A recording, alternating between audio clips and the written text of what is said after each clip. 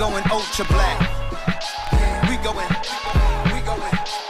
going ultra black. Raiders Oakland hat, I smoke to that. Pre-rolls and yak, what's the results to that? C notes and bags, she knows I'm classy like I'm Billy D. Williams. Go ultra black, Isaac Kennedy films, penitentiary too. Black like out in the loop, black don't crack, it's like the fountain of youth.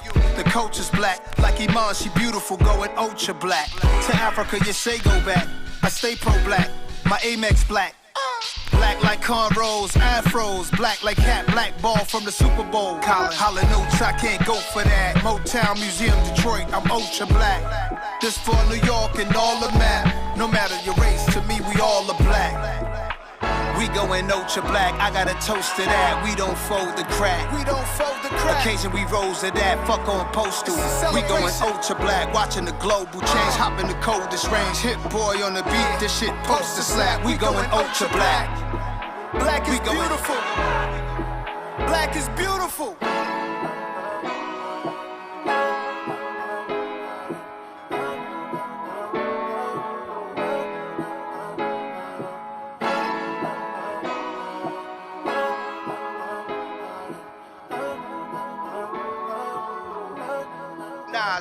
Nas.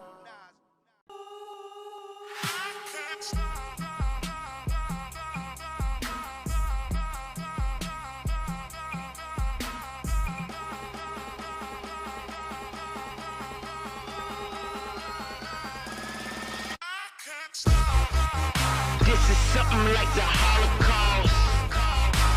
Millions of our people lost. Bow our heads and pray to the Lord. Till I die, I'm a fucking boss. Now who gon' stop me? Who gon' stop me, huh? Who gon' stop me? Who gon' stop me, huh? Black cars, black on black, black bras. Whole lot of money in a black bag. Black strap, you know what that's for.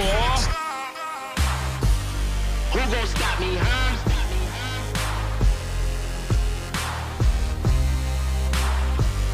Who gon' stop me, huh?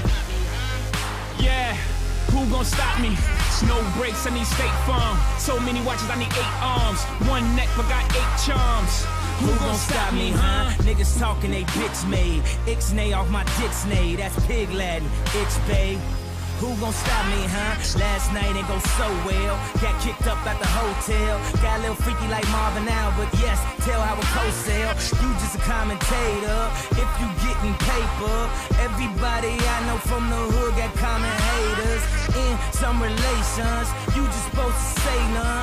Heard she fucked the doorman, well that's cool, I fucked the waitress. Heard Yeezy was racist, well I guess it's someone basis. I only like green faces. This is something like the Holocaust. Millions of our people lost. Bow our heads and pray to the Lord. Till I die, I'm a fucking boss. Now who gon' stop me? Who gon' stop me, huh? Who gon' stop me? Who gon' stop me, huh? Black cars, black on black, black bras. Whole lot of money in a black bag. Black strap, you know what that's for. Y'all weed purple, my money purple. Y'all Steve Urkel, I'm open circle. I wrote the verse and I hope I heard you. Let's go.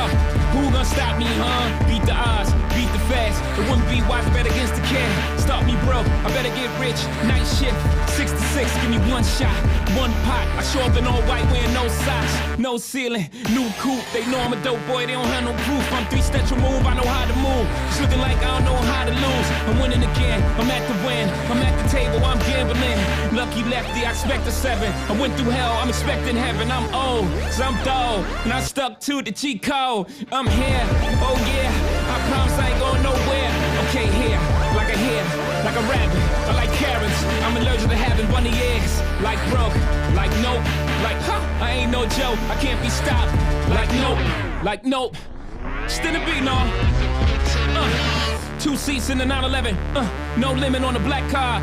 Told you I was gonna go ham, to the ocean with my backyard. No lies in my verses, hey, please pardon all the curses. Hey, shit gotta come in some way, fuck, when you growing up worthless. Middle finger to my old life, special shout out to my old head. If it wasn't for your advice, a nigga would've been so dead.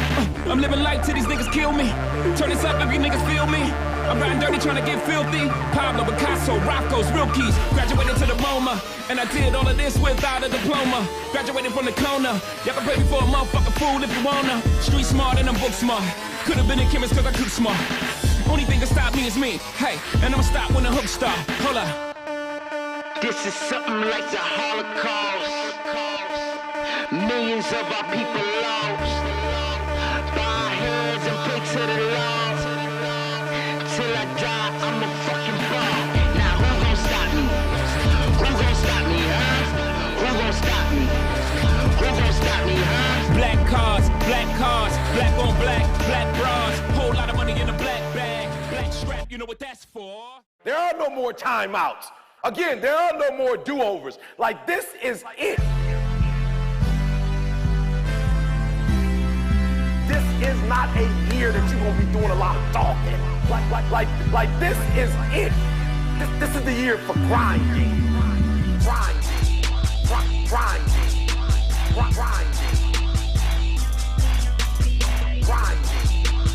Grinding. This is the year. This is not the year of dreaming. We're not dreaming no more. We're not wishing no more. We're not watching other people ride the ride no more. This is it. I have a goal. I have an objective.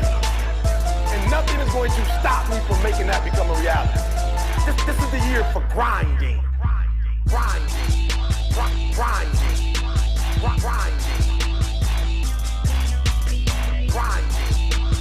Grinding. This is the year. Grind after grind after grind. Listen to me very closely. This is not a year that you're going to be doing a lot of talking. This is it. This is the year for grinding. Grinding. Grinding. Grinding. Grinding. This is the year. This is not the year of dreaming. We're not dreaming no more. We're not wishing no more. We're not watching other people ride the ride no more. This is it. I have a goal. I have an objective. And nothing is going to stop me from making that become a reality.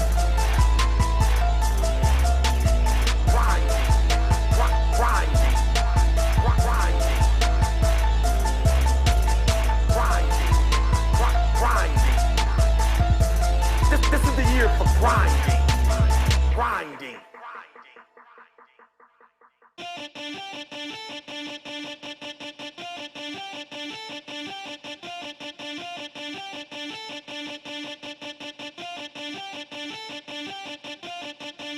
I work too doggone hard for you to tell me no. I work too doggone hard for you to tell me no. I work too doggone hard for you to tell me no. I work too doggone hard for you to tell me no.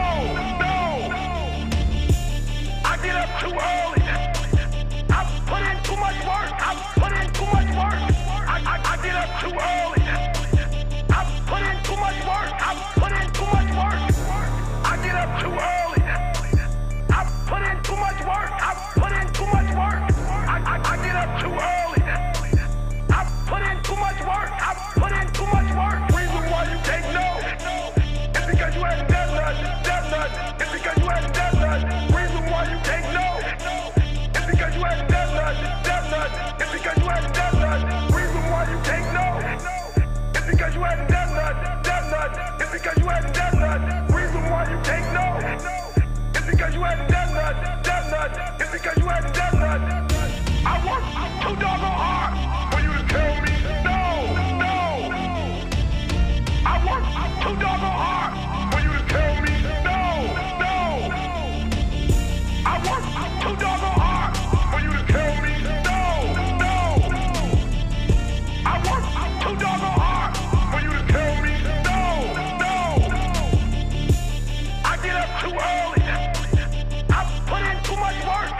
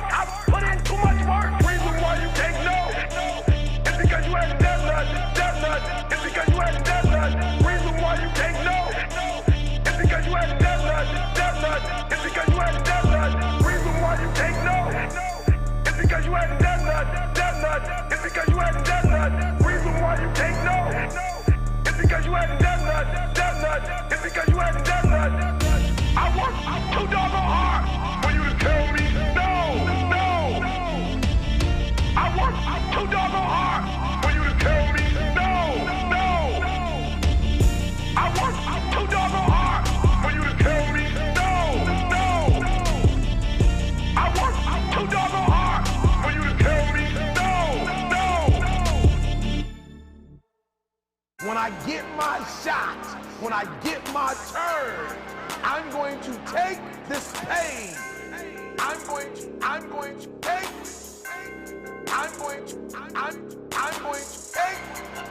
And I will allow this pain to push me to greatness.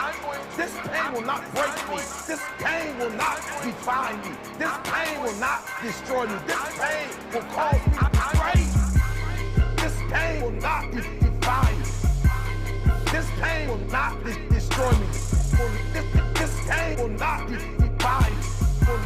This pain will not define me.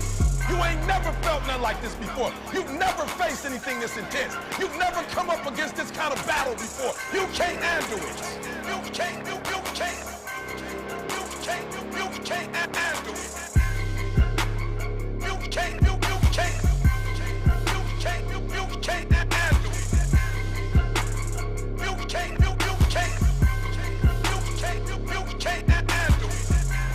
This pain will not define me. This pain will not destroy me. This pain will not define me. This pain will not define me. Stay ready. You can't stay ready. You can't handle it. Stay ready. You can't stay ready. You can't handle it. You didn't even see the signs on me. You didn't even see the signs on me. You didn't even see the. You didn't even see the signs. You didn't even see the. You didn't even see the signs on me. Stay ready. Stay ready. Stay ready. Stay ready. I'm going to take. I'm going to take. I'm going to.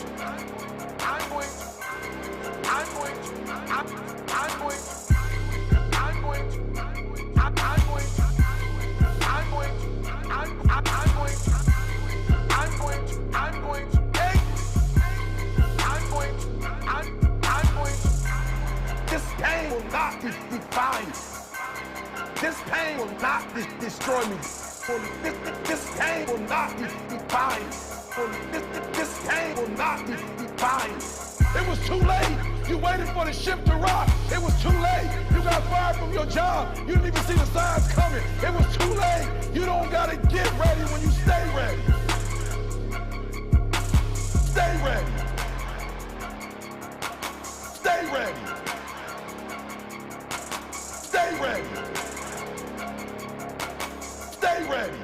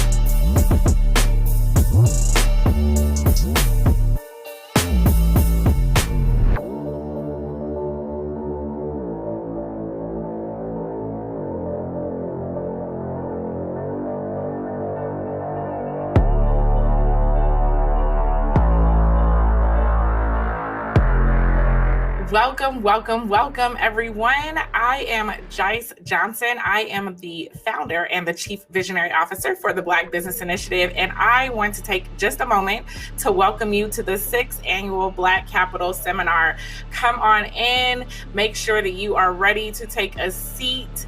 I want to welcome those of you who are with us at home and those of you that are with us in the room, as this is our first hybrid seminar as we get ready to figure out how to reopen the world. So go ahead and begin to take your seat.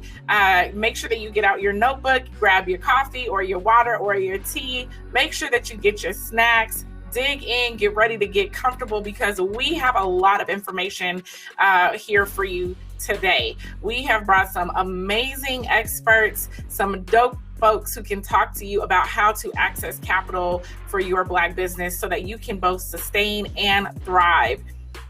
Now, I want to welcome you to come on in. I want to tell you to take a seat. I want to invite you, while we have a few more minutes, to go ahead and make sure that you are following the Black Business Initiative on all the places, on Facebook, on Instagram. Make sure that you're following us on LinkedIn, and of course that you are subscribed to our newsletter at BBIProfessional.com. But come on in, take a seat, because we are going to start on time. This is not the place for CPT, y'all. Come on in, take a seat. Again, I am Jice Johnson. I am the founder and the Chief Visionary Officer of the Black Business Initiative, and it is my pleasure to be here with you today and to serve you. And I hope that you take something tangible away from this seminar that will help you grow your business. So that is all from me. We have a few more minutes before we get started, but go ahead and get seated, because again, we're gonna start on time, all right? On real time. All right, see y'all in there.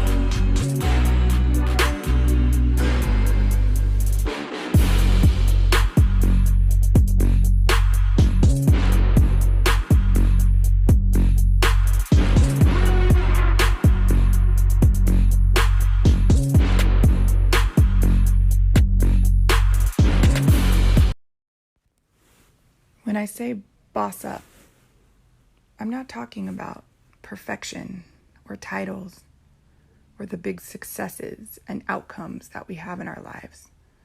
I'm talking about the journey to those outcomes and those successes.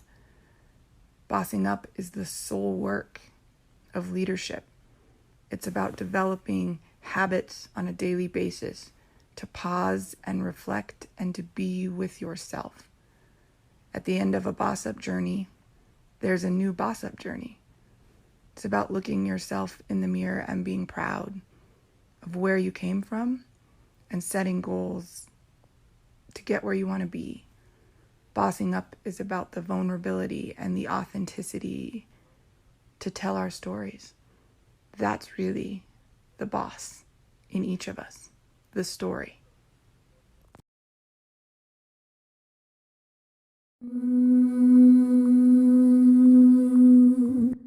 Lift every voice and sing till earth and heaven ring, ring with the harmonies of liberty. Let our rejoicing rise high as the listening skies. Let it resound loud as the rolling sea.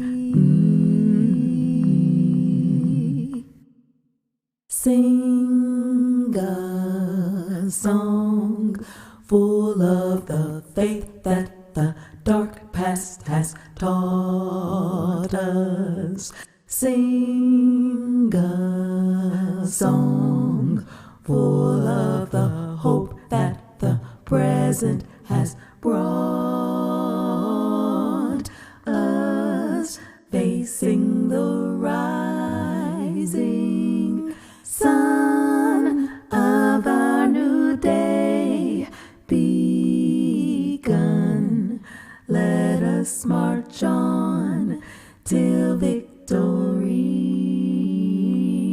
is won, till victory is won.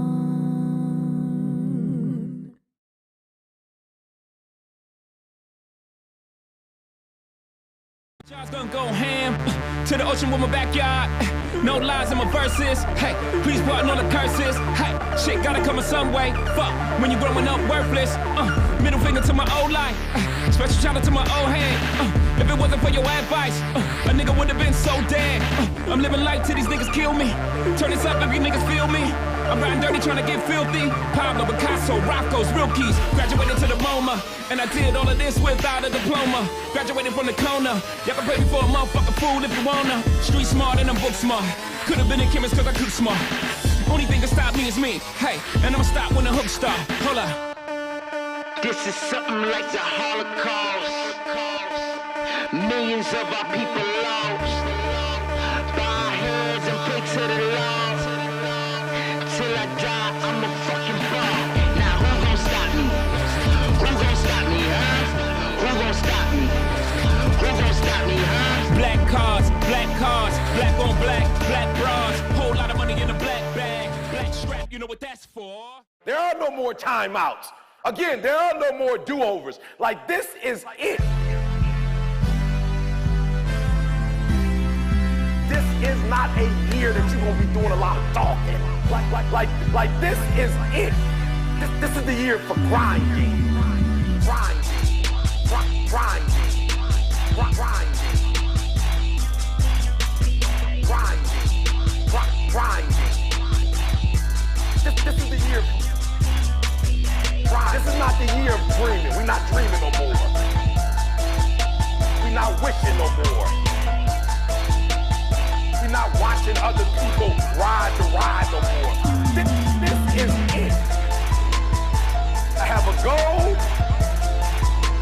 I have an objective. And nothing is going to stop me from making that become a reality. This is the year for grinding. Grinding. Grinding. Grinding.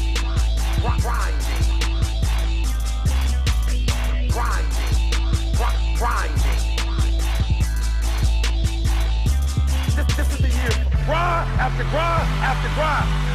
Listen to me very closely. This is not a year that you're going to be doing a lot of talking. This is the year.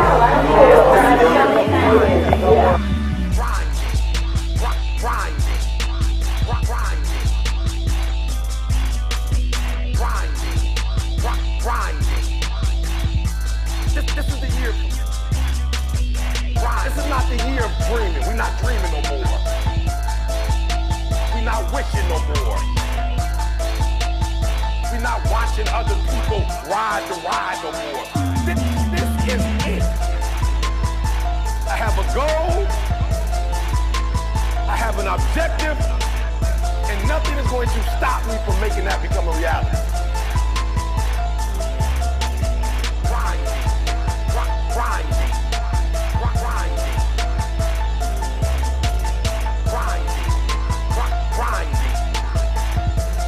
This is the year for grinding. Grinding.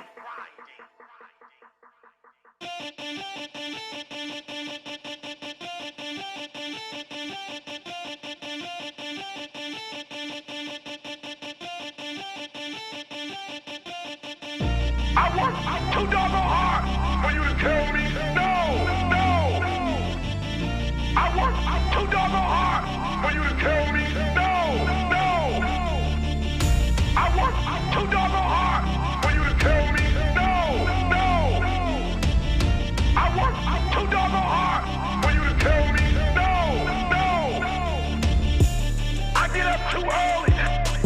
I put in too much work. I put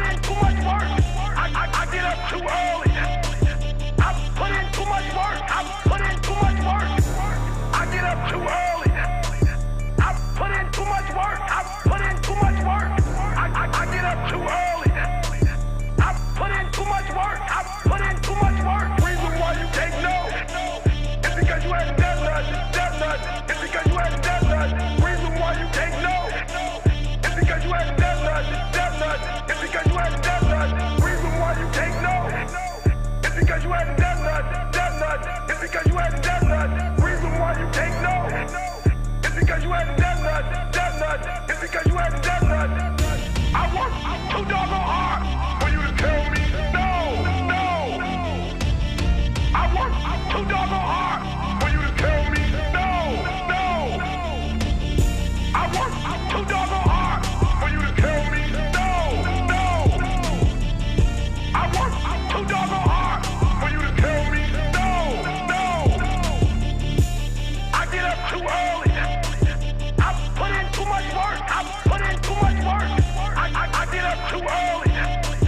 I put in too much work. I get up too early. I put in too much work. I get up too early. I put in too much work. Reason why you can't know is because you hadn't done nothing. It's because you hadn't done nothing. Reason why you can't know is because you hadn't done nothing. It's because you hadn't done nothing. Reason why you can't know is because you hadn't done nothing. It's because you hadn't done nothing. Reason why you can't know is because you hadn't done nothing. It's because you hadn't done nothing. I worked too doggone hard for you to tell me no. I worked too doggone hard for you to tell me no. I worked too doggone hard for you to tell me no. I worked too doggone hard for you to tell me no. When I get my shot, when I get my turn, I'm going to take this pain.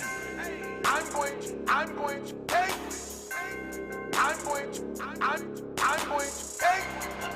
And I will allow this pain to push me to greatness.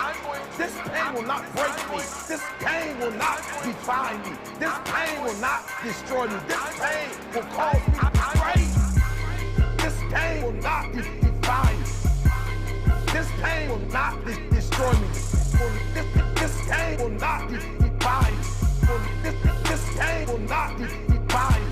You ain't never felt nothing like this before. You've never faced anything this intense. You've never come up against this kind of battle before. You can't handle it. You can't handle it. You can't handle it.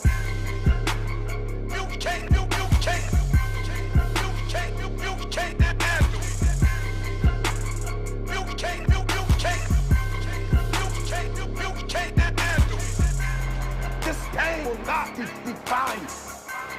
This pain will not destroy me. This pain will not define me. This pain will not define me. Stay ready. You can't stay ready. You can't handle it. Stay ready. You can't stay ready. You can't handle it. You didn't even see the signs on me. You didn't even see the signs on me. You didn't even see the signs. You didn't even see the signs on me. Stay ready. Stay ready. Stay ready. Stay ready. I'm going to take. I'm going to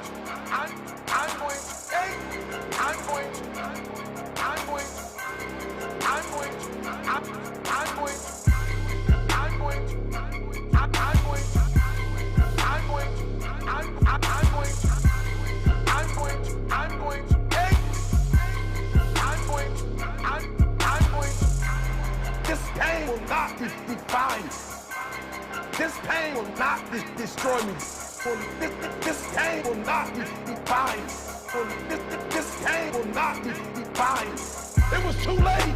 You waited for the ship to rock. It was too late. You got fired from your job. You didn't even see the signs coming. It was too late. You don't gotta get ready when you stay ready. Stay ready.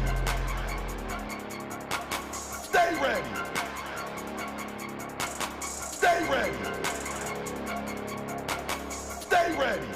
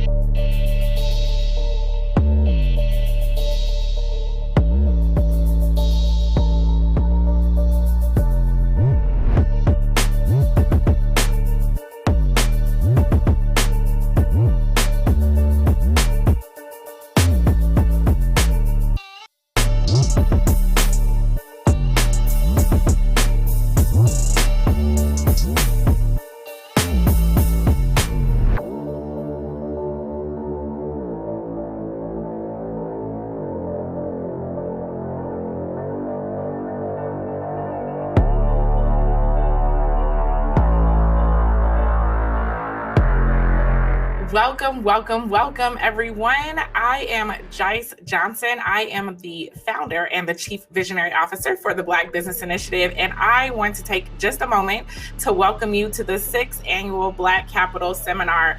Come on in. Make sure that you are ready to take a seat. I want to welcome those of you who are with us at home and those of you that are with us in the room, as this is our first hybrid seminar as we get ready to figure out how to reopen the world. So go ahead and begin to take your seat. Make sure that you get out your notebook, grab your coffee or your water or your tea. Make sure that you get your snacks. Dig in, get ready to get comfortable, because we have a lot of information here for you today. We have brought some amazing experts, some dope folks who can talk to you about how to access capital for your Black business so that you can both sustain and thrive. Now, I want to welcome you to come on in. I want to tell you to take a seat. I want to invite you, while we have a few more minutes, to go ahead and make sure that you are following the Black Business Initiative on all the places, on Facebook, on Instagram. Make sure that you're following us on LinkedIn, and of course that you are subscribed to our newsletter at BBIProfessional.com. But come on in. Take a seat, because we are going to start on time. This is not the place for CPT, y'all. Come on in, take a seat. Again, I am Jice Johnson. I am the founder and the chief visionary officer of the Black Business Initiative, and it is my pleasure to be here with you today and to serve you. And I hope that you take something tangible away from this seminar that will help you grow your business. So that is all from me. We have a few more minutes before we get started, but go ahead and get seated, because again, we're gonna start on time, all right? On real time. All right, see y'all in there.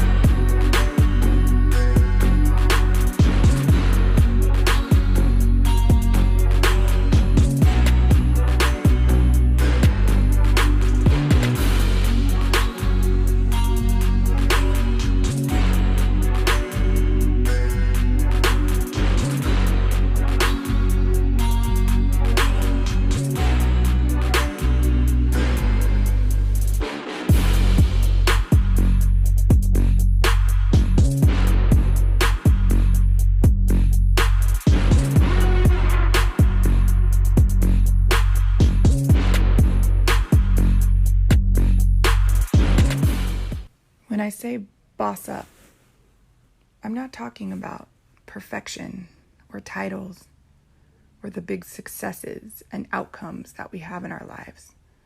I'm talking about the journey to those outcomes and those successes. Bossing up is the soul work of leadership. It's about developing habits on a daily basis to pause and reflect and to be with yourself.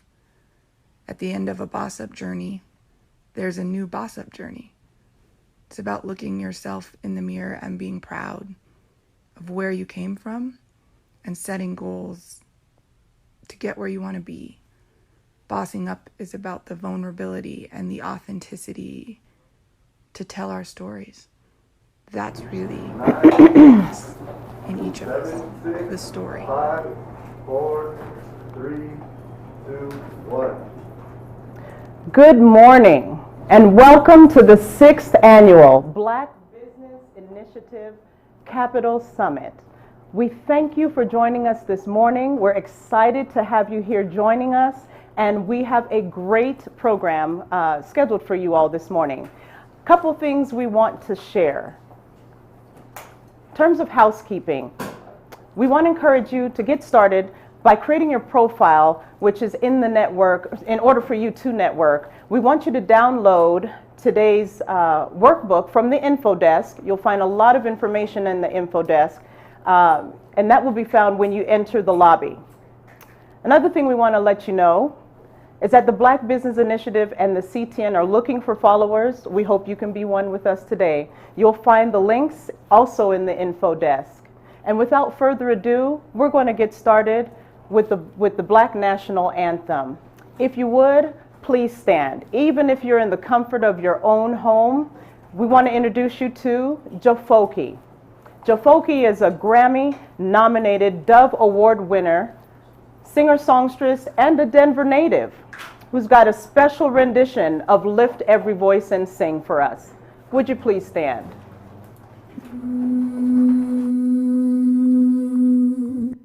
Lift every voice and sing till earth and heaven ring, ring with the harmonies of liberty. Let our rejoicing rise high as the listening skies. Let it resound loud as the rolling sea.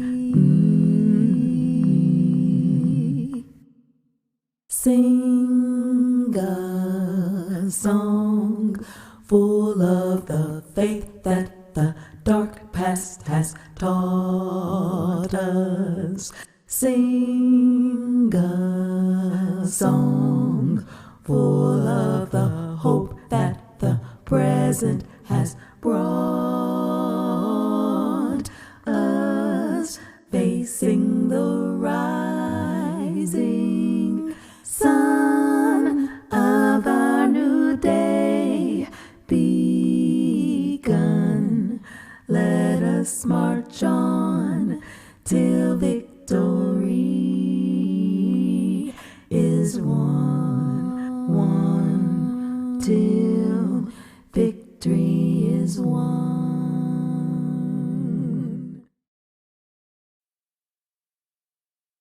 Host, the creator, the mastermind behind the Black Business Initiative, in the person of Jice Johnson. Jice is an Oakland native. She's a U.S. Army veteran, a mom of 3, and a businesswoman out of Denver. Graduating cum laude with her master's degree in leadership from Amherst University, she has worked with small businesses and entrepreneurs to empower them to push past fear and streamline their business systems and practices. She's been recognized as one of Denver Business Journal's top 40 under 40. She's been featured in Westward Magazine and on 9 News. Jice now uses all of her knowledge to provide the Black community with tools needed to end the racial wage gap and build intergenerational legacy. If you've ever met or heard Jice, you know she's a force to be reckoned with and a phenomenal woman. Allow me to introduce to you Jice Johnson. Yes. Thank you. First, let me just start by saying welcome and good morning. I'm very pleased to have all of you here in the room. Completely messed up on that intro. This is the 6th annual Black Capital Workshop, and this workshop is so important because is how we are able to start closing the wealth gap and building intergenerational wealth. That's important because I am a mom of 3, and I do think all the time about what it looks like for me to pass along wealth to my community, and more importantly, wealth to my family. The statistics say that by the 2nd generation, if you are a 1st generation millionaire, Black millionaire, by 2nd generation, you are 70% likely to lose that wealth, which means if you are busting your ass here, you will likely not be able to help your children or your grandchildren. That's what the statistics say. And I don't like those statistics. And I think we have an opportunity to change what that looks like, but only if we have an understanding of where we've been. And one thing about this country that I know is they don't like to tell us where we've been. This country has been built on violence. It was violently taken, it was violently funded, and it has built a free labor class. So if you are black in America, they see you, and you have always been a free labor class. So I think it's important for us to know, because they try to tell us that after slavery, right, that was it. You were free. Despite the fact that we've literally built this country from the ground up, infrastructure, business systems, and have built the wealth that exists in this country. What they don't tell us is that we've built it several times over. So after slavery, we had Reconstruction, right? During Reconstruction, we were told, let's do 40 acres and a mule. Y'all know that story? 40 acres and a mule. They actually started dishing out 40 acres, and then they took it back. Just so that we're clear, because everybody wants to know, what happened to my 40 acres and a mule? Well, they took it back, so let's start with that, okay? They also paid reparations. They paid reparations to the slave owners because they lost capital. That was us. Once they did that, they said, you know what? Let's give them a bank. It's called the Freedmen's Bank. And they said, if black folks can have a bank, they can figure it out for themselves. Let them, have something. How do banks make their money? Through loans. Was the Freedmen's Bank able to make any loans? It was not. So basically, this was what we would call a glorified savings account. Now, here's the interesting thing. You're released from slavery. You're not able to get into skilled trades. No one really wants to hire you. You get into things like sharecropping, right? You've got to do all these things, right? You're making pennies. And despite how difficult it has been, despite how much we've been through and how they just kind of tossed us out there, said, we'll have to let them figure it out, we managed to save millions of dollars. We managed to save millions of dollars inside that Freedmen's Bank, with the promise that we would be able to buy land and buy homes for our children and start to build something here. You know what they did with that money? They took it and they funded railroads and they funded buildings. That was the second time that we built this country. They did it again when the banking era came about. They started allowing for black banks to be built, right? But they weren't insured. They couldn't give loans, or very often weren't able to give loans, or those loans were high risk because redlining. So as the Great Depression came about, the banks had to start closing down again. You guys know what we call now the FDIC? Before it was the FDIC, banks paid in as an insurance policy to make sure that there was reserves in case there was a run, which meant everybody, felt like they were going to come and run and get their money out, or they felt like the bank was going to run into some financial hard times. There was a black bank paid into this. They actually didn't let black folks participate in this system initially.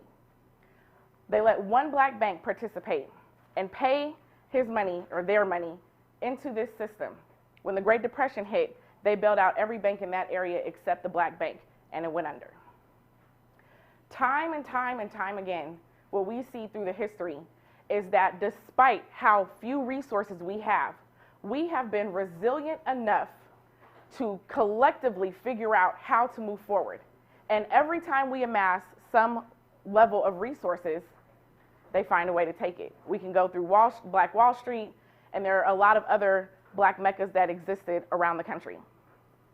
So we see this as a recurring pattern and a recurring theme over and over again. And why I think that's so important, because I don't want to paint a gloom and doom kind of picture, but why I think that's so important is because if we don't know that, we run the risk of repeating it again and again. Because the one thing that they are really good at is when they are ready to start taking resources from black folks, they put a black face up in front of it. You know what kind of tellers they had at the black banks before they started closing them down? Black tellers, not black owners, not black people on the board, black tellers. This history is important for us to know because the way that white folks build capital in this country, or build business in this country, is through accessing capital. right? Other people's money. You take it, you flip it, you get more on your return than you do pay in the interest, right? When we don't have access to that through homes, through wages being low, through student loan, through the fact that they keep saddling us with these student loans, when we don't have access to these things, it doesn't allow us to build enterprises that can actually thrive. You couple that with the fact that policy has actually prevented us from participating in certain trades, obtaining certain licenses, and so on and so forth. And now what you have is you still have a class that is basically built on low-wage labor and services. But there is some hope. And I think that we have to start looking at the opportunities that lie ahead, because this time, this era, is the first time since the civil rights era that we have an opportunity to really move something forward in this country. Not if we stay divided, not if we don't understand where we've come from, and not if we don't have a plan or a way or a vision forward. So I think it's important for us to continue to hold spaces like this where we can talk about not only what has happened, but also where we can go. And that's why I'm very excited to bring to you my special guest, Kwame Yanku. I'm going to bring him up here in just a minute, but I want to tell you a little bit about him before I bring him up here. When I met Kwame, I had a very clear picture of the way that I saw venture investment accessing capital in this country, and it wasn't great. In one conversation that happened in the middle of Aspen, really, truly on a whim, and in a beautiful estate that is owned by one of his investors, we had a whole conversation, and he changed my mind. He said, there's opportunity now like we've never seen it before. And we have to have a vision and a way that we see how to move forward. And it won't be venture for everyone. Everyone isn't looking for capital, for investment. Everyone isn't looking for venture. And that's why we have other workshops here today to make sure that the type of capital that you're looking for, you can get information about that. But also, all of it still falls underneath a shared vision for how we need to move forward in this country. Before I formally introduce him, we have a word from one of our sponsors.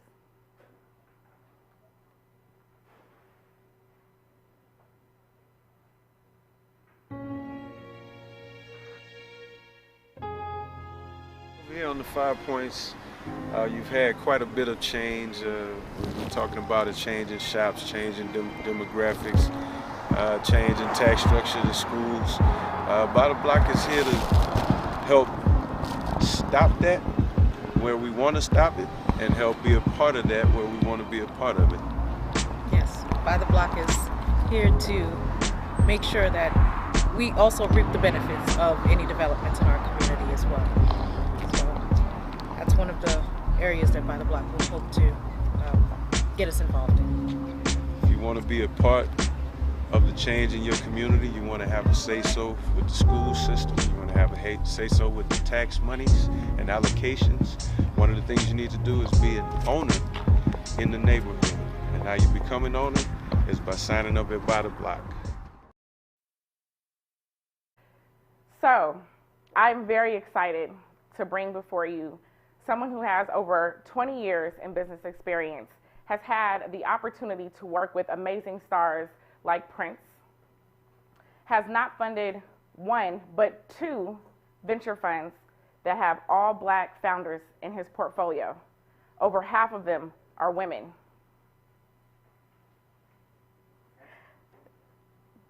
He is a Stanford alum. He is an Aspen Institute fellow. His resume is extremely extensive, and I could never do it any justice. My good friend, Kwame Yanku. Good morning. Good morning. Good morning, everybody. Man, exciting to be here. So, I'm not going to do a lot of talking in this space because I can assure you that this is the man that you want to hear from. But I want to start off by maybe a little bit about how we met in the conversation, how we got here.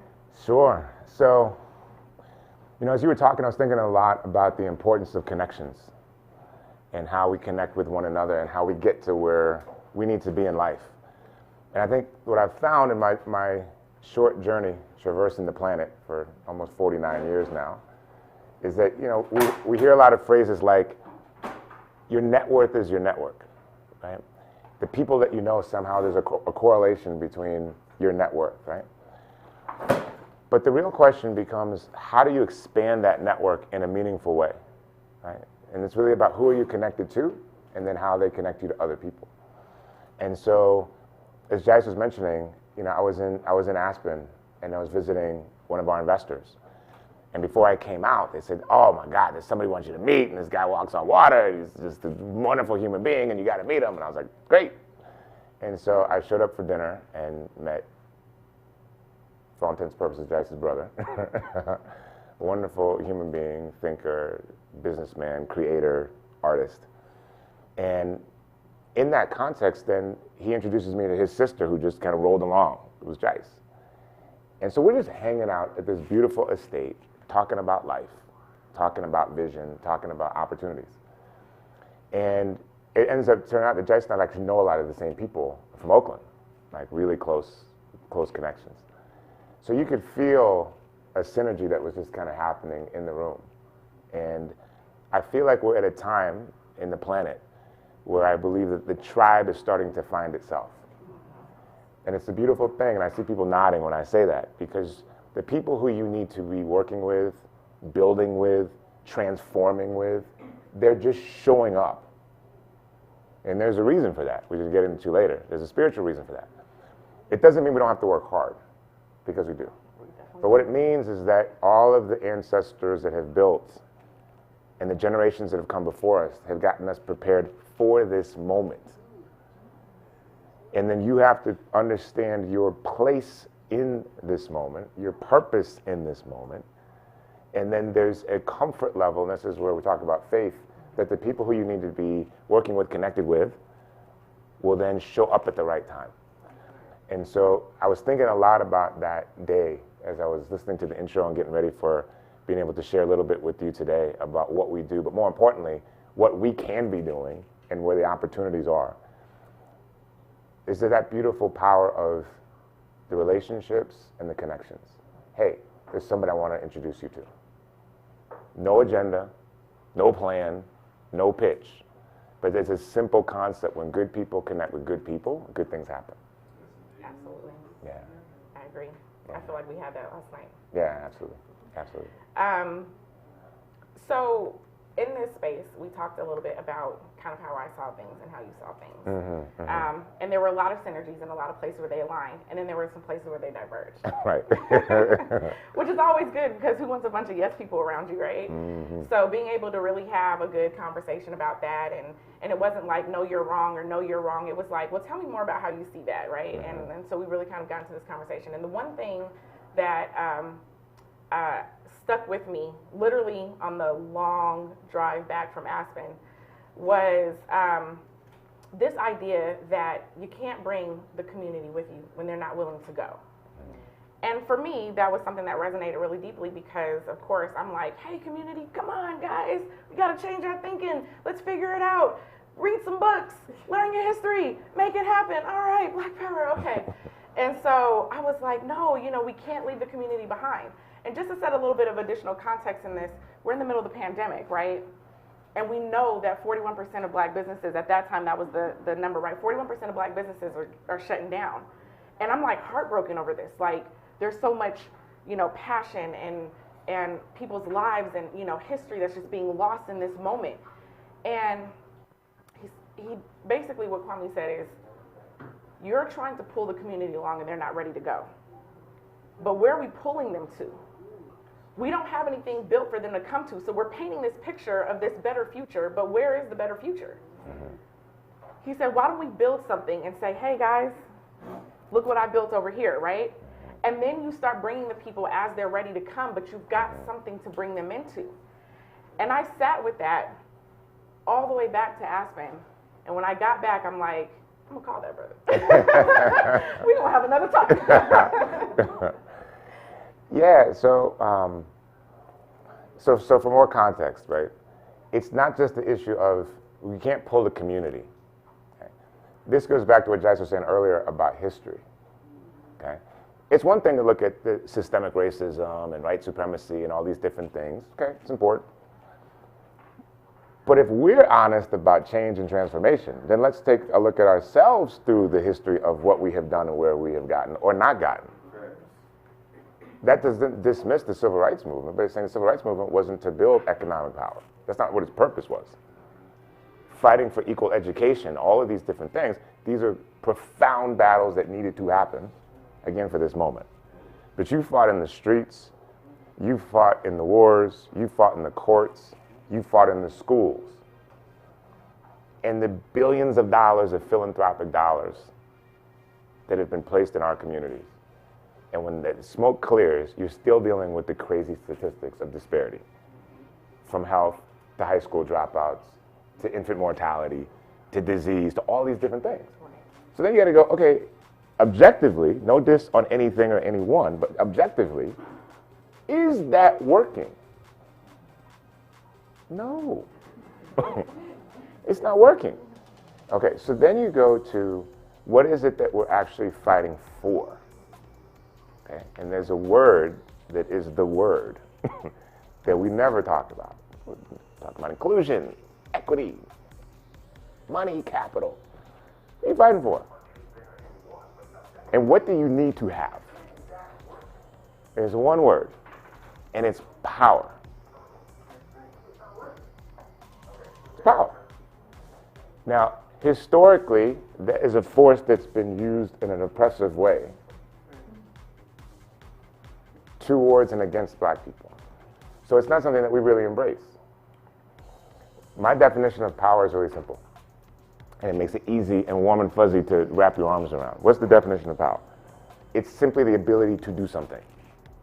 That's it. Are you really upset about a particular school system? The lack of resources that that school has, and it needs to change? Can you do something about that?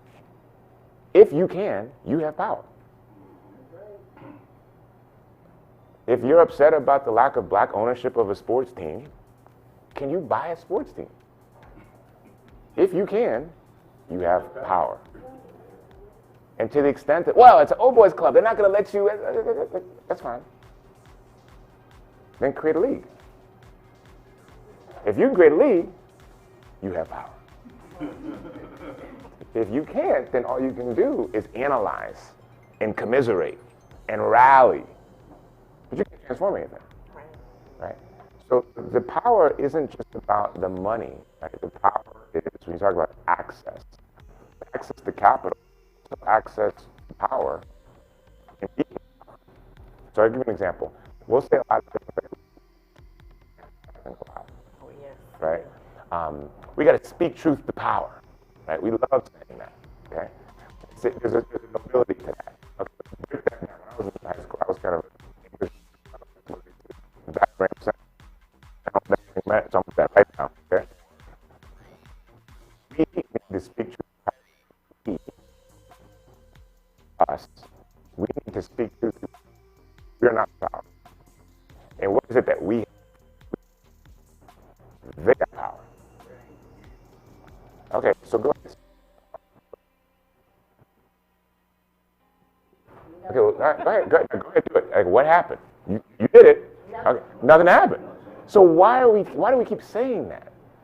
Right? The reality is, you have power. You have power. You are the power. See, so this is about reframing. And fundamentally, what the conversation that I had with Jice, and to be fair, it's not just a philosophical difference. It wasn't just a philosophical difference. The reality is, it's also, like, I'm almost 50.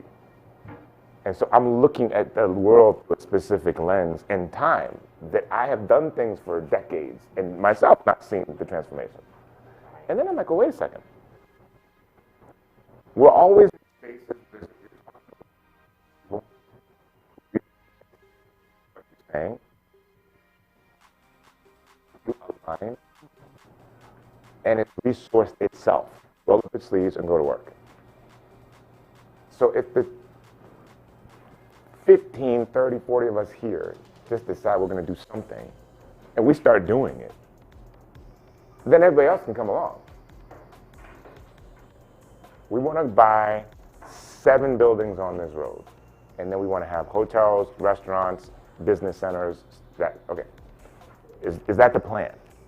Yeah. Okay, well, 6 of us deal with the financing. 6 of us deal with the development. 6 of us are dealing with the city and the permits and everything else. And then we just go to work. The community may or may not know about it. But when we're ready, the community is benefiting tremendously because we have created the institutions, right? So for me, if nothing else, it's an efficacy issue and it's a time issue. What's going to be more effective for us, and how are we going to be able to get where we need to get to in the quickest amount of time? Right. Work with the people who get what you're doing and who add value to the vision. And you never really have to have a disconnect, because a lot of times people say, oh, well, yeah, but you're not including the community. It's not that. As long as your head and your heart is rooted in the community, and that's why you're doing it, for transformation and collective upliftment, then your integrity is straight. The challenge that we've had historically is when people their motives are not that. And they're representing as if that's their motive, and at the end of the day, it wasn't really about that, it was about themselves. Right. So as long as you've got credibility in the community, and you're connected and tied, which we are, then you're good. You're good. What to do about those folks? No, let me stop. That's a whole nother conversation. What to do about those folks. So I would like to, introduce the concept of what happens when Black folks control the money that they are putting out to the community, right? Mm-hmm. Like, what does that look like when you have a collection of, Black founders, right? And how does that begin to transform what we see today in ways that I think we are fighting against, but not seeing those changes? Yeah, it's really interesting. When you said that, Jice, it made me think about a challenge that sometimes we'll have around giving ourselves permission, right? There's a narrative that we're kind of positioned that there's a greater society, it's kind of over us all the time, and we have to somehow force it or ask for permission or beg for permission or whatever we're doing.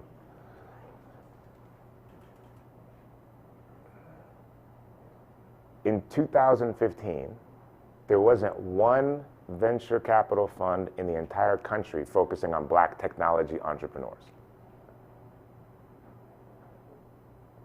And I'm pausing purposefully, right? You just said that, how that set in the room. It's like, wait, what? Yeah. You're living in a global society of technology. You're living in a society of billion-dollar companies running the entire planet through technology. 100,000 members of National Society of Black Engineers, all of these organizations that we have, all of the backgrounds and jobs and degrees that we have. Not one, not in 75, not in 85, in 2015. Just 6 Okay. years ago. So you can't put that on white people. You can't put that on white supremacy. So you can't put it there. It's simply a matter of giving yourself permission to say, this is what needs to be, and I will make that be, period.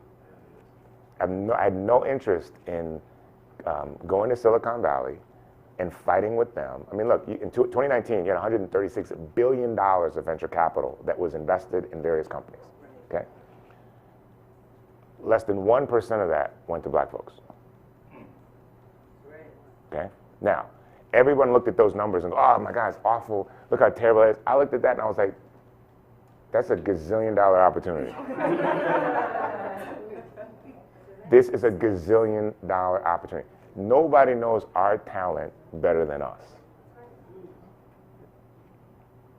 So the folks, if these people are not paying attention, that's where the opportunity is. We're complaining about board representation.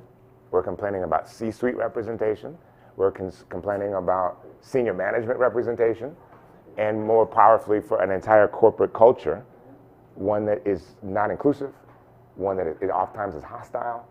Okay. Again, we've been fighting that battle for 30 years too. How's that working out? Okay, so I'll give you an example. It's one thing to talk about the statistics, but I think, Jice, you're really asking about the implications. So as a fund manager whose entire portfolio is black founders, I have a founder, Mary Spiel. She's a CEO of a virtual reality and virtual events company called Seek.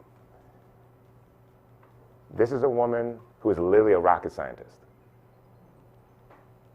She's a US Air Force veteran. She created the digital cinema system that bounces the movie signal off of a satellite to a movie theater, which then Boeing packaged and sold for $3 billion. She's a satellite communications expert. She has a streaming platform, global platform right now, that has the biggest names in sports and entertainment celebrities. They're on the platform right now. Now, that space, you might be familiar with companies like Hopin. That space, those companies are valued, like Hopin right now was valued at about $31 million at the beginning of last year, okay? About 2 weeks ago, it was valued at $5.6 billion, okay? That's Hopin, virtual events company. Seek, when we got into that company a few years ago, the company was valued at $10 million. Now, we're streaming and got cameras and everything else. I can't make any guarantees on anything, but I can tell you this. The reason why I invested in that company and I've been running hard with the founder is because I believe that we need to create a billion-dollar venture-backed company run by a black woman that's got a global technology that the entire planet is using. That's what I believe. We're not rolling dice here. The big secret behind closed doors that people don't talk about with venture capital, particularly in Silicon Valley, the winners are chosen and the wins are engineered. Okay, so if we choose Mary Spiel and we choose Seek and we say this is going to be the billion-dollar company, then everybody falls in the line to help to ensure that that happens. Not write a check and invest and hope that it happens. No. Which deals and contracts does her company need? Well, who in here can greenlight that? You see what I mean? Who's making sure she's on Good Morning America and on CNBC? Who's handling all of that? You see what I mean? And that's not just her, that's right on down the line. Now, let's fast forward. Let's say this particular company we're talking about, like Facebook that went from 4 people to 8,000 to 20,000. Let's say that happens with Mary Spiel, the African woman's company. What do you think her C-suite will look like? What do you think her senior management will look like? What do you think her engineering department is going to look like? Are we going to have gender training for Mary Spiel because she doesn't understand? Is that right? Are we going to have a bunch of black women in that particular organization of maybe thousands feeling isolated, feeling constant microaggressions? No. But not only that, imagine the white guy who brings his daughter to work with him. And when she walks in the foyer of Seek and sees this 80-foot mural of Mary Spiel and knows that that woman signs her dad's check, and she's pulling on her dad and says, "Daddy, one day I want to be her." Okay. Now you're changing. Now you're transforming. You see what I mean? Now that's just one company. Now what happens if that's 50? What happens if that's 100? Right? So even when you just look at the companies, Uber is a perfect example. I have invested in a company with a gentleman. That gentleman was a billionaire when he invested in Uber. And when he invested in Uber, Uber was valued at $4 million. Now, as a billionaire, his investment in that company was only $75,000. When they had the initial public offering on Wall Street, that day when they rang the bell, Uber was valued at $81 billion. And the value of that $75,000 check was $100 million. See? So there's a sophistication to this conversation around black capital because we have to be really clear about the game that we're actually playing. And my brother, who's, you know, he's my best friend, and, you know, although he's younger than me, he teaches me a lot. And he's went to Columbia, very sophisticated, shrewd businessman, but he has very simple philosophies on life. And one of the things that he said, which is true, is like there's only two groups of people in the world. There's people that know and people who don't. It's not have and have not. Right. It's literally you know or you don't know. Like, I don't have anything, but I know where to get it. Right. I don't have a lot of money, but I know how to navigate through that building over there and get to the top floor and get anything and everything that I need. You got a lot of money, but don't know how to do that. See? So it's about, do you know or do you not know? And when we realize that that is the shift, that then goes to power. Right? So for me, it was just simply a matter of reframing. I went to school with the people who created most of the global technology that we see today. Literally. Jerry Yang, who created Yahoo, was 2 years ahead of me at school. Reid Hoffman, PayPal, LinkedIn, was a year behind me in school. Brian Acton, who's not necessarily like a household name, but he's important because he created WhatsApp and sold it to Facebook for $19 billion, was in my class.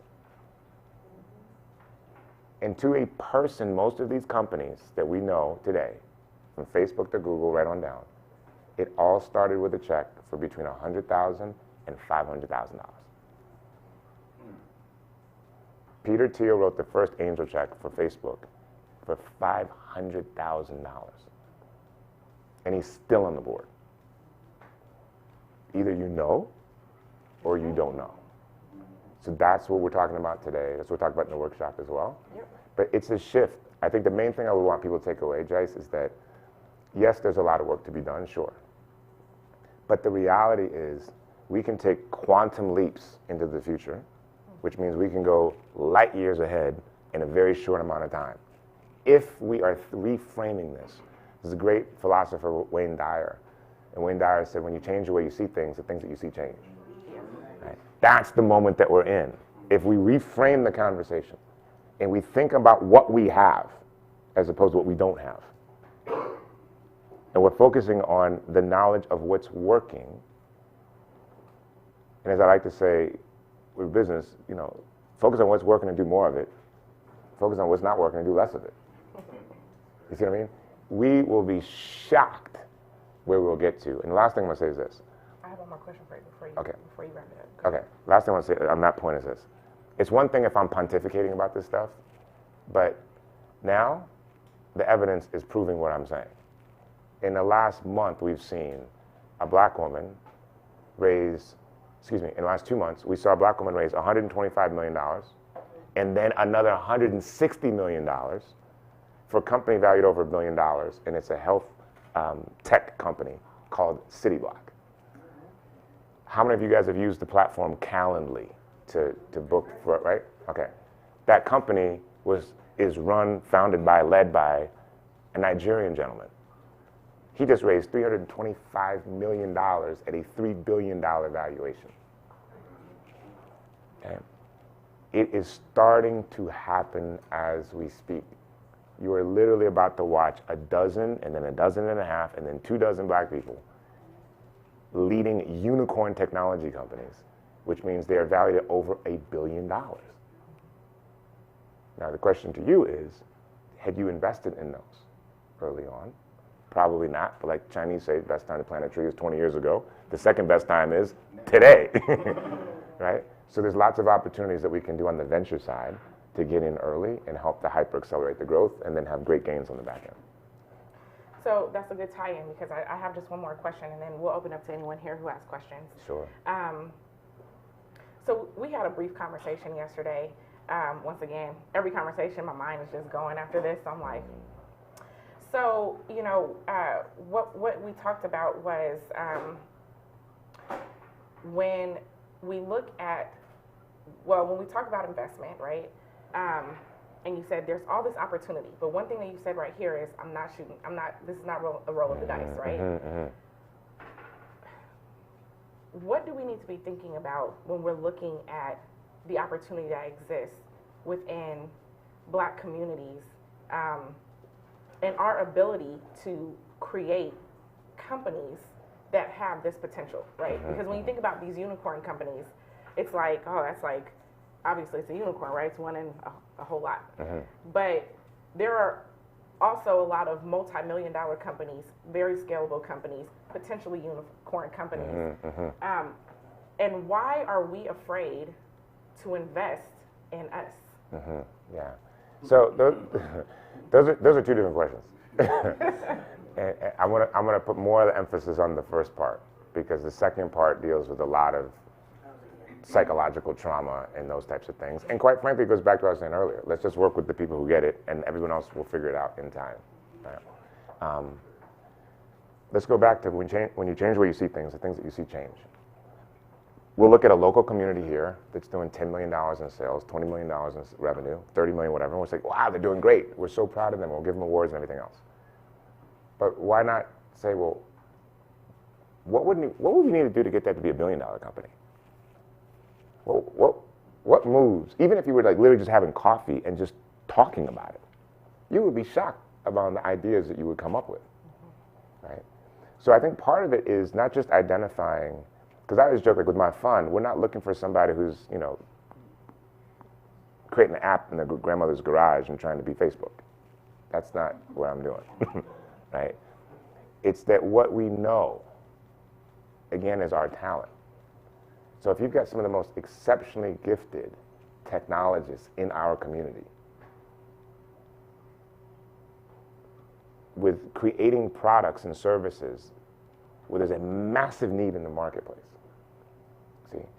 And sometimes I think, Jice, we overcomplicate things. If you go to any Business 101 class, they're going to talk about what makes successful business. Product solves a real problem.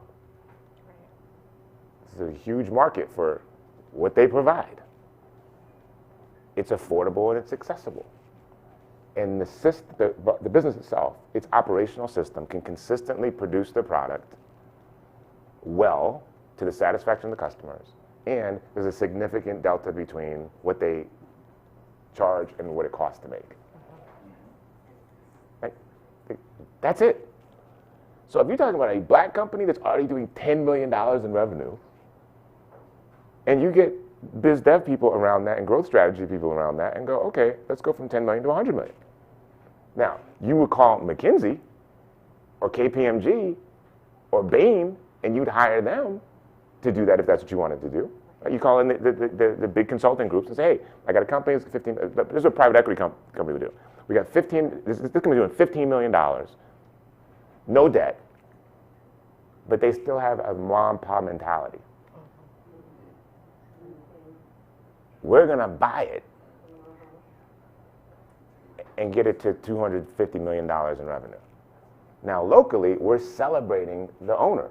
Oh my God, they had an exit, a big private equity firm. This is amazing. We checked $20 million. Oh my God, this is a great thing.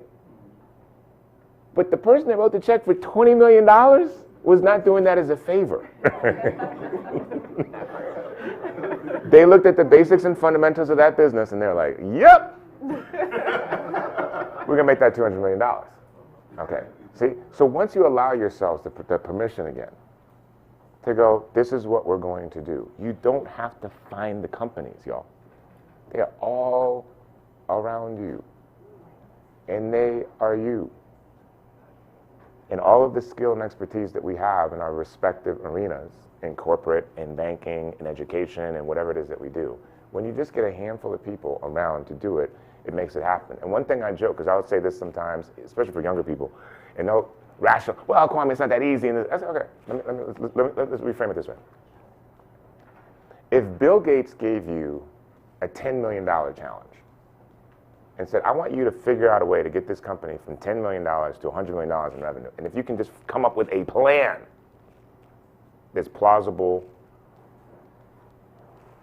that makes sense, I'll give you $10 million. You figure it out. be working all night. Right? You would figure it out. You see what I mean? So I think that's the thing, is just giving ourselves the permission, and then you gotta give people examples, which is why I do what I do. We invest in these companies, and the idea and the goal is when you see these companies exploding and being outrageously successful, then it gives more examples of what's possible. Give ourselves permission, y'all. Yes. So are there any questions in the room? I know we're a little bit past our time. Are there any questions here in the room before we break for our breakout sessions? I do have one. Yes, ma'am. You're talking very closely about venture capitalism. Yes. Can you make the, in the simplest terms, do we want to work with a venture capitalist or a private equity firm, or is there, there's a paradigm in there that we need to understand? Yeah, so let me try to give you a simple answer. I'll get deeper into that into the workshop, but for the other folks that are going to other workshops, and obviously they can do the replay and watch mine. The main thing is to be educated on, it's like they say with relationships, there's somebody for everybody, right? It's the same thing here. There's instances where a bank loan is actually the best option. Okay, so we're not downplaying on any of these arenas. But the key thing is to know what's best for you. Okay, what is best for you, and also if you're partnering, that you're best fit for it. So if Jice is running a private equity firm and I want to talk to her, before I talk to her, I got to know that I am a private equity deal. Right. And I got to know what she invests in, and I should be talking to the other people who she's invested in and be aligned, right? Venture is not for everybody. Small business loans are not for everybody. Philanthropy is not for everybody. Private equity is not for everybody. So the key thing is and I'll talk about this in the workshop, literally the first thing we talk about is assessment. What is your business and where are you in the greater matrix of business so that you can be positioned properly? Because I think that's one of the biggest challenges with our folks is that people trying to get venture capital. I talked to 15 venture capitalists or 50 and they all said no. And they don't want to invest in me because I'm black. Okay, you were talking to the wrong people, right? Right? And again, a lot of this stuff is simple. A lot of times when you're not getting the results that you want, it's because either you're not saying the right thing or you're talking to the wrong people, right? And I think this is a lot of what the work that BBI is doing, right? It's about what is the narrative and story around your business. And once you've got the right story for the right audience, then you get the right results. Yeah, thank you a lot for that. Good to see you, brother. Thank you. Quick question and a reframing that I hope we can look at what you're saying. And I come from a social justice background, and oftentimes black capital, and a social justice background, they're set up to be antagonistic with one another. That's right, yeah. And so, in listening to what you were speaking on in regards to what hasn't worked yet, right? Like we've done civil rights. I would just offer just a slight reframing of that, in the sense that it has worked. It hasn't gotten us where we ultimately want to get to. And what I mean by that is it has worked for consciousness raising, which is important, right? Because you have a sweatshirt on that says we. Who's the we we're talking about? We're talking about black folks. We weren't always called black folks, right? When we talk about BBI, what's the B in BBI? That's black folks. That's a consciousness that we're all connected some type of way. And it's the civil rights era told us that we were men, that we were human beings. That was consciousness raising. It didn't let us into a bank, but it let us know that we were human beings that deserved to have what other human beings gave us. So then my question then becomes, how can these two groups that usually are set up to be antagonistic with one another? And you gave a great example that after George Floyd, what we saw was this huge influx of capital on Wall Street, where white folks was like, yo, they're going to tear this whole thing down. We better find some ways to distribute, right, or redistribute. The people on the streets made that happen. The people, those of us in the C-suites are the ones that are managing that. Which shows you for sure that we need an inside-outside strategy. We work together, not be antagonistic towards each other. That's right. How can we build a framework that holds that as a truism, as it was on the plantations of back in the day, we knew we needed an inside-outside strategy. We seem to have lost that. How can we reestablish that in your framework? So I hear three things. So the first part, and I apologize if I wasn't clear, and it may have come across as being dismissive, which was not my intention. So if that's how it came across, I apologize for that. What I should have said or framed it is that we fought these different battles, and in many cases won those battles, but it's like a puzzle. And this major chunk of the puzzle, we have not solved for that, and that's now what we have to do. And we couldn't be doing that had all those pieces not been in place. There's no question about that. There is a disconnect between what's happening in the streets and, quite frankly, the unrest and the anger and the frustration, not just the activism, because as you know, the activism isn't just being out there making noise, right? It's actually doing real work every day. When things get really bad, that's when the activism turns up, and then you come out in the streets and really push. And I think there's a large extent, there's a disingenuity with those of us that are now in the positions that we're in to do what we're doing, because we pretend like if it wasn't for that, we wouldn't be here, right? And that's an issue in and of itself.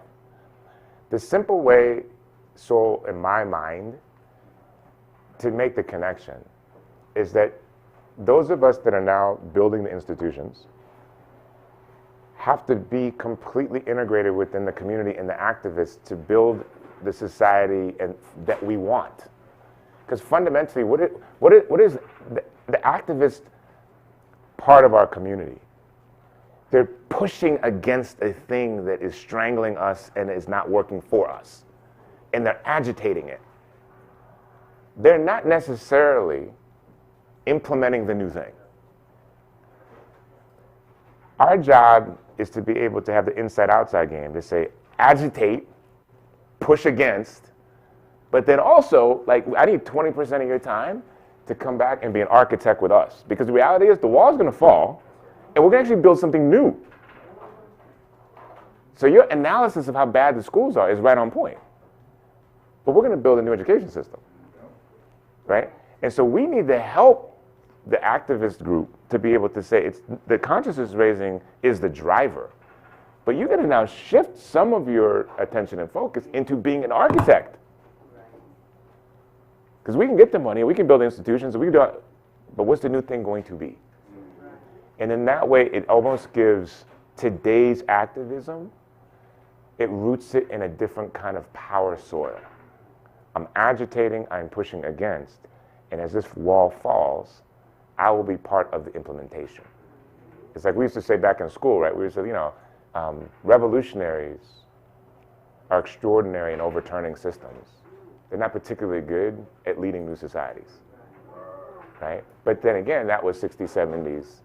Now, you can and should be both. Transform the system and implement and build a new one. Yeah.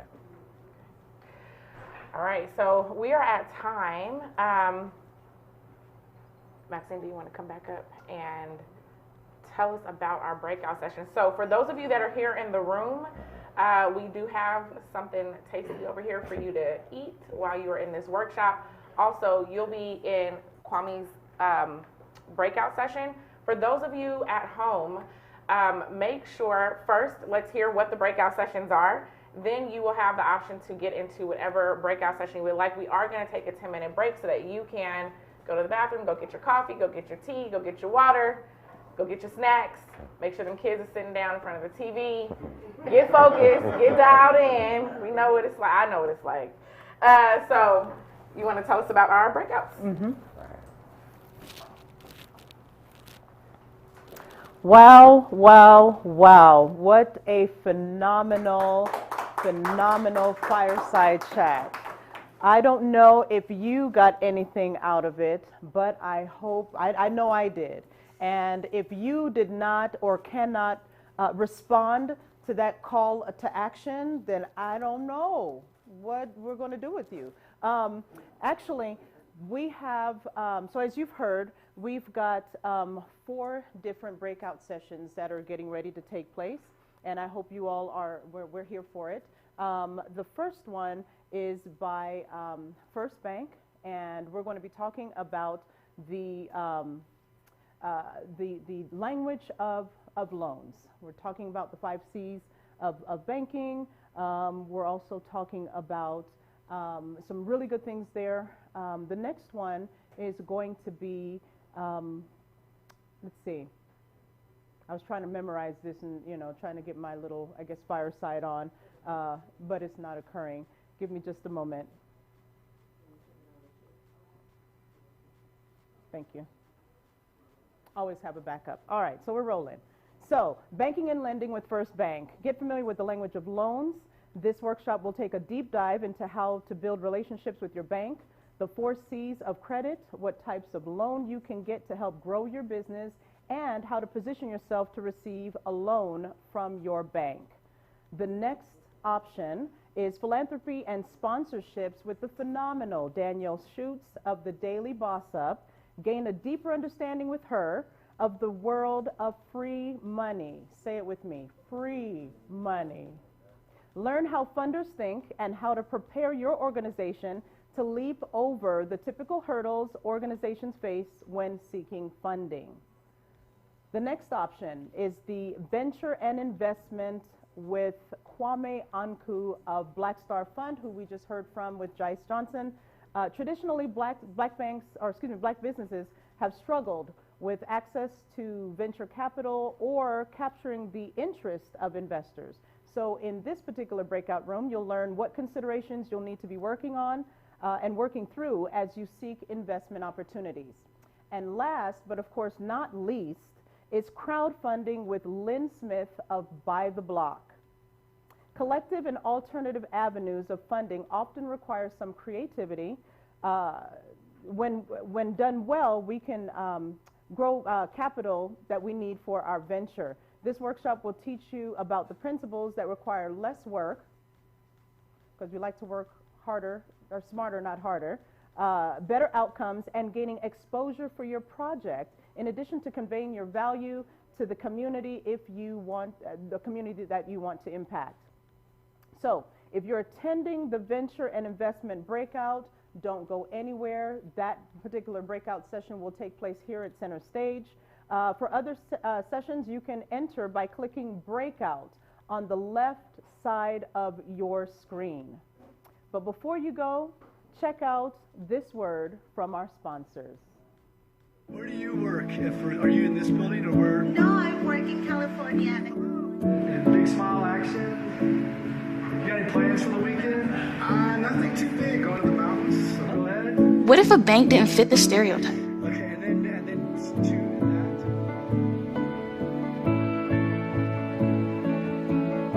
that. What if a bank and the people that worked in it looked like you? What if this same bank believed in an inclusive world where everyone was treated with the same respect and was given a chance to thrive?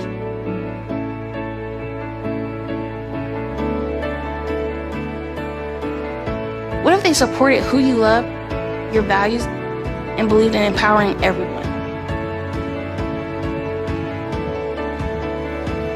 Where demographic diversity and diversity of thought are equally important for growth and innovation. When First Bank launched its new tagline, Banking for Good, it wasn't just referring to doing right by customers and communities. It was referring to doing right by employees, ensuring that inclusion is an organization's most powerful asset. The company has created a culture, programs, and benefits that enable everyone, no matter their race, background, or beliefs, to succeed. What it found was that diversity, especially at the management level, enhances performance, drives more innovation, and results in higher customer satisfaction and job satisfaction than ever thought possible.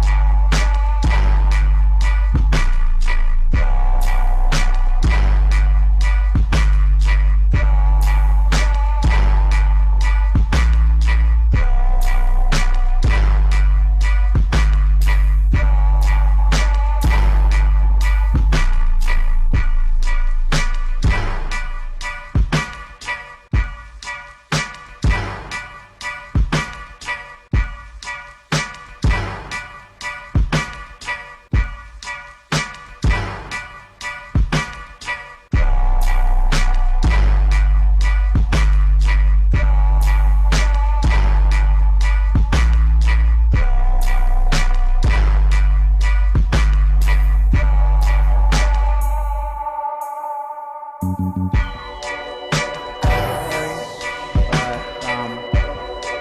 you hear it on the mix? Thank you, everybody. I'm your entertainment for the afternoon.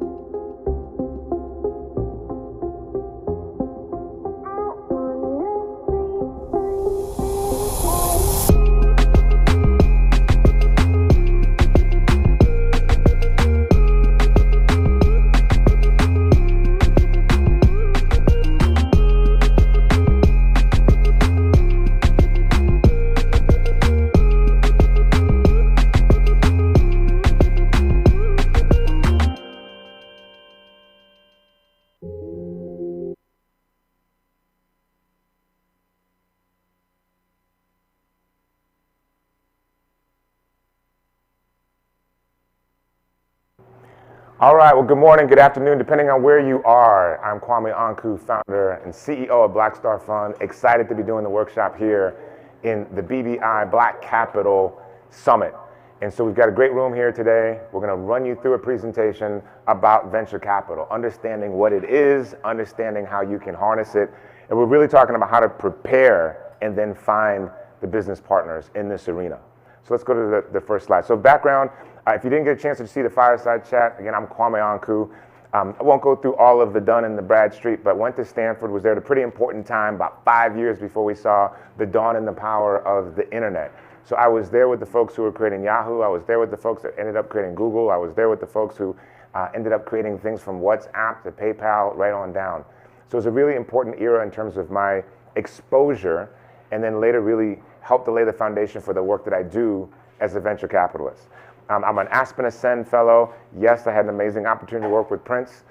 So if you check out the Earn Your Leisure episode 73, I go into that in quite extensive detail, so I want to give a shout out to them as well. So you can see some of the other kind of the background and accolades. But let's go to the next slide. The most important thing that I do is I am a father of this amazing young man, Elijah Kojo Dada Anku. And you see him, all his glory from day one. And let's look at his one of the most recent pictures in the next slide. And now I'm got a kid who looks like Malcolm X. So, but I say all that to say that at the end of the day, everything that we do in life is about creating opportunity, and it's really about seed planting. And we know that there's a powerful scripture that says, as you sow, you shall reap. When we sow good seed into good soil, then we get good fruit. And at the end of the day, that's what investment is really all about. It's not simply about, I've got a business and I'm trying to get some money. It's about, we are looking for a synergistic partnership between entrepreneurs and us as investors, that we are sowing seed with the purpose and the plan to produce fruit. So let's go to the next slide. So in terms of one of the things that we do with Black Star Fund, really excited and proud that Black Star Fund right now, I'm literally a venture capitalist that's created 2 funds with all Black portfolios. And we've got everything from an apparel company, Actively Black, which I'm rocking today. So if you're excited about that and interested, Actively Black, activelyblack.com. We got to give them a plug. But we are in virtual reality. We are in SaaS. We are in CPG. We've got a healthy cookie company that Jay-Z has invested in several times. We are in a digital license plate company. All of the companies and the ideas I'm sharing with you are all founded by extraordinary Black founders and creators. Next slide. So as I mentioned, within Black Star Fund, we've got everybody from Rihanna to Jay-Z to her that have invested in some of our companies as well. Next slide. And I want to just give you some of the examples in terms of what's also possible. Sometimes, as you all know, we'll see kind of the end story, or we'll see the story once they get to the top of the mountain and they're about to really launch and catapult into the stratosphere. We don't see the early part. We don't see when they were getting ready. We don't see the trials and tribulations. This company, Partake, is a healthy company, healthy cookie company, gluten-free, vegan, all those wonderful things. The company was started, you see Denise Woodard, her daughter Vivian almost died because of a severe food allergy reaction. And Denise left a very successful job at Coca-Cola. She's got an MBA in supply chain management from Arizona State. She left that very lucrative career to develop a healthy food brand so that young people and families that are struggling and having issues and challenges around food allergies would have safe and healthy and good tasting products that they could eat and buy for their families. So this company, when I met Denise, I was judging a pitch competition in North Carolina. It was Black Wall Street competition down there. I was doing a keynote. I was a judge for the pitch competition, and she came on the stage and did an extraordinary presentation. At that time, she was literally selling cookies out of her car. That was in 2017. Last year, in 2020, that company did almost $4 million in revenue. As of today, is in 6,000 stores. And their year-over-year growth in terms of revenue was almost 900% between 2019 and 2020. Let's take a look at the next slide.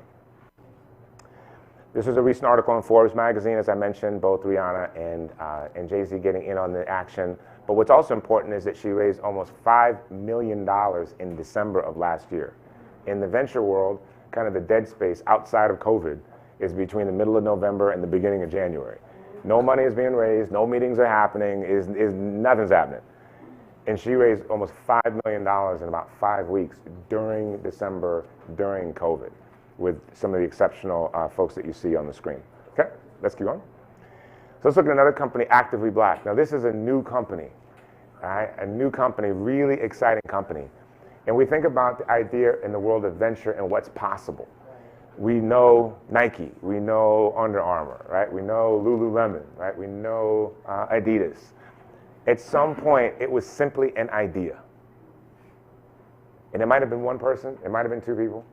They had an idea of Nike, they had an idea of Under Armour. And if you think of, particularly with Under Armour, like, it must have been really bold to say, we're gonna create a company and go against Nike. We're gonna create a company and go against Adidas. It's craziness. But that company today is a multi-billion-dollar company.